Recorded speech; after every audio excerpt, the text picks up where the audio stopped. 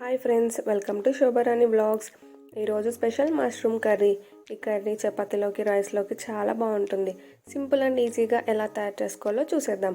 ముందుగా బాండీ పెట్టి 3 టేబుల్ స్పూన్ ఆయిల్ వేసి ఆవాలు, జీలకర్ర, శనగపప్పు, 2 ఎండుమిర్చీలు, సన్నగా తరిగిన ఉల్లిపాయ, కొంచెం కరివేపాకు, రుచికి సరిపడా సాల్ట్, అలాగే చిటికెడు పసుపు వేసి ఒక 2 నిమిషాల పాటు వేయించుకోవాలి.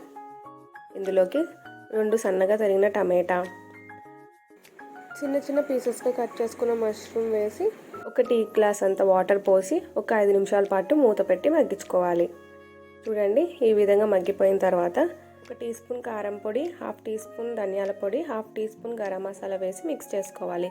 అంతే, లాస్ట్లో కొంచెం కొబ్బరి పొడి వేసుకుంటే చాలా టేస్టీగా ఉంటుంది.